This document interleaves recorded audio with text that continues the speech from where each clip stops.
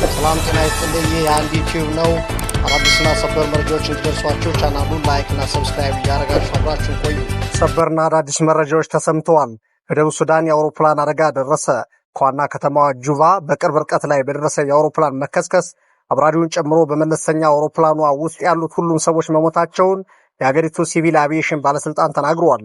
ይህ በእንዲህ እንዳለ በስሪላንካ መነኮሳት በቁጥጥር ስር ዋሉ። በዋና ከተማዋ ኮሎምቦ በሚገኝ አንድ አየር ማረፊያ ውስጥ ነው እንግዲህ 22 መነኮሳት 110 ኪሎ ግራም የሚመዝን ካናቢስ የተባለ አደንዛዥ ዕፅ ይዘው የተገኙት። እነዚህ መነኮሳት ሙሉ ወጪያቸው ተሸፍኖ ወደ ታይላንድ ለጉብኝት ከተላኩ በኋላ ሲመለሱ እያንዳንዳቸው 5 ኪሎ ግራም የሚመዝን ካናቢስ በሻንጣቸው ውስጥ አድርገው ለማስገባት ሲሞክሩ ነው የሀገሪቱ ጉምሩክ ባለስልጣን በቁጥጥር ስር አዋልኳቸው ያለው። በሌላ ዜና ደግሞ የዩናይትድ ስቴትስ ግምጃ ቤት ኃላፊ ስኮት ቤሴንት ከኢራን አየር መንገድ ጋር አብረው በሚሰሩ ኩባንያዎች ላይ ሀገራቸው አሜሪካ ማዕቀብ ልጥልባቸው እንደምትችል አስጠንቅቀዋል።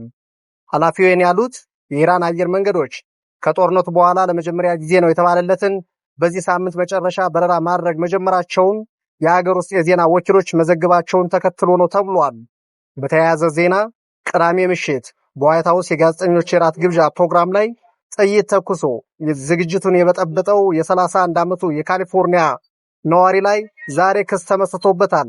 የክሱ ዋና ጭብጥም የዩናይትድ ስቴትሱን ፕሬዝዳንት ዶናልድ ጄ ትራምፕን ለመግደል የተደረገ የግድያ ወንጀል ነው የሚል ሆኗል ተብሏል።